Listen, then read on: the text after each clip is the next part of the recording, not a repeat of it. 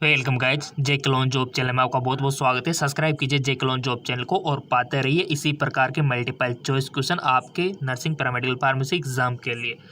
चलिए शुरू करते हैं। हमारा जूलॉजी चल रहा था, उसमें पार्ट फर्स्ट हम डिस्कस कर चुके थे। पार्ट फर्स्ट अगर आपने नहीं देखा है तो डिस्क्रिप्शन में लिंक दे देंगे, देख लेना, इंपॉर्टेंट है। इसी प्रकार के मल्टीपल चॉइस क्वेश्चन आपको फिजिक्स, केमिस्ट्री, बायोलॉजी के मिलते रहेंगे हमारे इसी चैनल पर। तो चलिए शुरू करते हैं। ये आपकी जूलॉजी का पार्ट 2 है। पहला क्वेश्चन है, वह पेशियां जो हृदय के लयबद्ध संकोचन एवं विकसाव में सहायक करती है। Which muscles help in rhythmic contraction and relaxation of the head.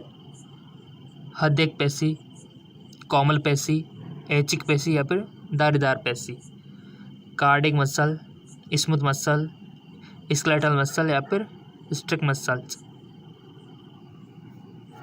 पहले आपको बताना है, अपने माइंड में वन ऑप्शन सेलेक्ट कर लेना है कि ये सही हो सकता है आपके ख्याल से, और इसके बाद let me check. I hope आपने सेलेक्ट कर लिया होगा। इसका राइट ऑप्शन हो जाएगा आपका हृदय पेशी यानी कि कार्डिक मसल्स। ठीक है, वह पेशी जो हृदय के लयबद्ध संकोचन का विकसाव सहायक है, तो वह है कार्डिक मसल। ओके, मसल से क्वेश्चन बन सकता है, मसल वाले चैप्टर को थोड़ा सा देख लेना। कौन सा सूक्ष्मजीव यानी कि कौन सा सूक्ष्मजीव सिट्रिक अम्ल के उत्पादन में सहायक होता है। Which microorganism help in the production of citric acid.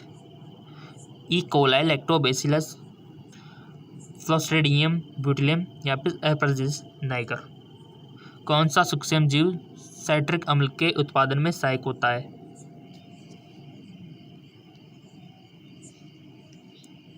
I hope आपने टिक अवश्य लगाया होगा। किसी ने ई कोलाई पे लगाया होगा, किसी ने लैक्टोबैसिलस पे, किसी ने क्लोस्ट्रीडियम पे, ठीक है, किसी ने एस्परजिलस नाइगर पे। जिस पे भी लगाया बहुत बहुत धन्यवाद, कम से कम आप टिक तो लगा रहे हो, ठीक है, क्योंकि अगर गलती होगा तब आप कुछ सीखोगे। अगर सही पे लगाते हो तो भी आपको अपना गहराई का पता चलेगा कि हाँ हाई लेवल पे सही टिक लगाया, और जो गलत लगाते हो उसको भी अपना लेवल पता चल जाएगा कि कितनी गहराई पे हमें, कितने गहरे पानी में हमें। राइट ऑप्शन हो जाएगा आपका एस्परजिलस नाइगर। कौन सा सूक्ष्मजीव साइट्रिक अम्ल के उत्पादन में सहायक होता है। Aspergillus Niger. Next question, enzyme की निष्क्रिय अवस्था है। Inactive form of enzyme, isomerase, ligases, zymogen या फिर लाइजेज। बताओ। आपने सिलेक्ट कर लिया होगा, इसका राइट ऑप्शन हो जाएगा आपका जाइमोजन। ठीक है, जिन्होंने इस पर टिक लगाया तो बहुत बहुत धन्यवाद, और जिनने गलत लगाया तो सीख लेना, अपने आप को सजा देना कि इसी वीडियो को कम से कम 3-4 बार देखना है और सारे वीडियो को देखना है ताकि आपकी प्रैक्टिस अच्छी हो जाए। अगला जो क्वेश्चन है, मधुमक्खी पालन यानी कि एपीकल्चर। अब आपको बहुत सारे को पता नहीं होता कि मधुमक्खी पालन की एपीकल्चर में किसका अध्ययन किया जाता है, तो होते हैं मधुमक्खी पालन। मधुमक्खी पालन में अनिश्चित अंडे किसके द्वारा बनाए जाते हैं। इन एपीकल्चर अनफर्टिलाइज्ड एग प्रोड्यूस, रानी द्वारा, ड्रोन द्वारा, फरकरवी या इनमें से कोई नहीं। बताओ। मधुमक्खी पालन में अनिश्चित अंडे किसके द्वारा बनाए जाते हैं, तो इसका राइट ऑप्शन हो जाएगा आपका ड्रोन द्वारा। ओके, अगला क्वेश्चन, वह कौन सा रक्त समूह है जिसमें प्रतिजन ए बी के खिलाफ कोई एंटीबॉडी नहीं पाई जाती। Which blood group individual does not contain any antibody against A and B antigen. O B A B A. पता है ना ब्लड के बारे में, तो सबको पता होगा ना, आरबीसी, डब्ल्यूसी, प्लेटलेट्स, अंदर का जो मटेरियल है ब्लड ग्रुप के बारे में आपने सबने पढ़ा होगा। ठीक है, और जैसे कि हमने बता रखा है कि हमारा जीके MCQ MK चैनल है, वहाँ पर भी फिजिक्स, केमिस्ट्री, बायोलॉजी के क्वेश्चन आपको मिलते हैं। ठीक है, अगर आपने इसको फॉलो नहीं कर रखा है इस चैनल को तो फॉलो कर लेना, लिंक नीचे दे दिया है हमने नीचे डिस्क्रिप्शन में, ताकि आपको दुगना पोर्शन मिल सके दोनों चैनलों से। ठीक है, वह कौन सा रक्त समूह है जिसमें प्रतिजन ए बी के खिलाफ कोई एंटीबॉडी नहीं पाई जाती। Right option is A B यानी कि थर्ड वाला राइट ऑप्शन है आपका। अगला क्वेश्चन, मनुष्य में अंतःस्रावी प्रणाली के लिए तंत्रिका नियंत्रण होता है। In human which is the neural control centre for all endocrine system. मनुष्य में अंतःस्रावी प्रणाली के लिए तंत्रिका नियंत्रण केंद्र होता है। अधिवक्र ग्रंथि, पीनियल ग्रंथि, हाइपोथैलेमस ग्रंथि या फिर थायराइड ग्रंथि। गाइस हम आपको बता दें, ये जितनी भी ग्रंथियाँ ना आपके ह्यूमन बॉडी में, सिर से लेकर पैर तक जितनी भी ग्रंथियाँ हैं आपको सारी मालूम होना चाहिए, और सभी ये पक्संस हार्मोन आपको मालूम होना चाहिए। और ये हमने पढ़ा चुके हैं जीके MCQM के चैनल में हमने पढ़ाया था, आपको जाके देख लेना उस चैनल पे, वीडियो की लिस्ट में आपको मिल जाएगा हार्मोन वाला चैप्टर। अंतःस्रावी ग्रंथियाँ और बहिस्रावी ग्रंथियाँ दोनों को अच्छे से पढ़ाया था, तो इस चैनल पे जाके देख लेना, लिंक नीचे दे दिया इस चैनल का।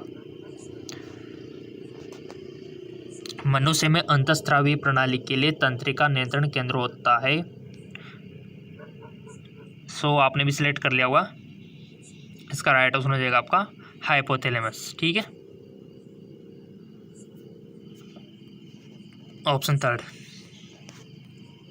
क्वेश्चन सारे इंपॉर्टेंट है गाइज, ज़िंदगी भर आपके काम में आने वाले, आपकी ज़िंदगी में हमेशा काम आएंगे, क्योंकि कंपटीशन आप तो दोगे सही, स्टूडेंट जो हो, पढ़ने वाले जो हो, तो काम तो आएंगे सही आपके। मानव शुक्राणु के किस भाग में अनुवांशिक पदार्थ पाया जाता है? Most important question. In human sperm which part contain the genetic material? Acrosome, प्रोपेलिस या फिर सेंट्रोल या फिर फ्लैजिलम? किस भाग में? शुक्राणु के भाग तो आपको पता ही होंगे ना, शुक्राणु अंडाणु सब ने पढ़ चुके हैं बायोलॉजी में आप, और बहुत ही इंटरेस्टिंग चैप्टर है ये वाला। सो इसका राइट ऑप्शन हो जाएगा आपका प्रोन्यूक्लियस। ठीक है, ऑप्शन सेकंड, इसमें होता है अनुवांशिक पदार्थ। ठीक है, प्रोन्यूक्लियस में। ओके, नेक्स्ट, किसी भी क्वेश्चन में कोई भी शिकायत हो, कोई भी कंफ्यूजन है, कोई भी डाउट हो, तो सीधा कमेंट कर देना, ताकि आने वाली वीडियो में उसका हम आपको सॉल्यूशन बता सके। ओके, अफ्रीका में लोगों में होने वाली नींद की बीमारी एक खतरनाक रोग है, ये किस प्रोटोजोआ के कारण होता है? Most important question. Sleeping sickness in a dangerous disease with in the people of Africa cause by which protozoa? Entamoeba histolytica, giardia lamblia, trypanosoma, plasmodium. और गाइज हमने जैसे बता रखा है कि आपको फिजिक्स के नोट्स, केमिस्ट्री के नोट्स कहाँ मिलेंगे? हमारे फेसबुक पेज पे। सो अगर आप फेसबुक इंस्टाग्राम का यूज करते हो, तो फेसबुक इंस्टाग्राम पे हमको फॉलो कर सकते हो। हमारे फेसबुक इंस्टाग्राम का लिंक नीचे दिया हुआ डिस्क्रिप्शन में। ओके, डिस्क्रिप्शन में बहुत सारी जानकारी आपको मिल जाएगी, जाके चेक कर लेना। आई होप आपने इसका राइट ऑप्शन सोच लिया होगा। इसका जो राइट ऑप्शन होगा ट्रेपेनोमा। ठीक है, ट्रेपेनोमा प्रोटोजोआ से होता है। अगला क्वेश्चन, अग्नाशय में वसा पाचन को बढ़ावा देने वाले एंजाइम को कहा जाता है? Fat digestion is also promote by enzyme from the pancreas क्नोआस। अग्नाशय लाइपेज, न्यूक्लियस, प्रोटेज या फिर एमाइलेज? अग्नाशय में वसा पाचन को बढ़ावा देने वाले एंजाइम को कहा जाता है, तो इसका राइट ऑप्शन हो जाएगा आपका अग्नाशय लाइपेज। अगला क्वेश्चन,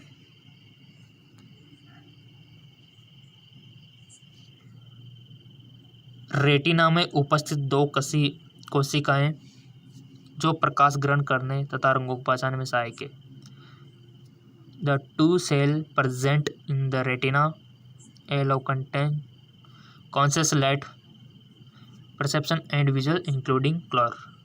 रॉड एवं शंकु, डेंटिक, माइक्रोजेल, एक्सॉन एवं न्यूरॉन, इनमें से कोई नहीं। राइट ऑप्शन हो जाएगा आपका रॉड एवं शंकु। अगला क्वेश्चन, पित्त के द्वारा वसा का पाचन होने की प्रक्रिया कहलाती है? The process of digestion of fat by bile is known अम्लीफिकेशन, इमल्सिफिकेशन, नाइट्रिफिकेशन, एस्ट्रिफिकेशन। पित्त के द्वारा वसा का पाचन होने वाली प्रक्रिया कहलाता है, इसका राइट ऑप्शन हो जाएगा इमल्सिफिकेशन। ठीक है, और बहुत सारों ने सही बताया होगा, बहुत बहुत धन्यवाद। हमारा GK MCQ जेम के चैनल और हमारे फेसबुक इंस्टाग्राम का लिंक नीचे दिया हुआ, डिस्क्रिप्शन में जाके फॉलो कर लेना। अगर अधिक जानकारी चाहिए, हमसे जुड़ना रहना चाहते हो तो आप अमोनिया और अमोनियम आयनों के तनाव एक्सक्रेशन को कहते हैं excretion of ammonia and ammonium ions, अमोनीकरण, एमनेसिस, एमनोटिज्म या फिर एमनियोटिक, अमोनिया और अमोनियम आयनों के तनाव को कहते हैं। इसका राइट ऑप्शन हो जाएगा आपका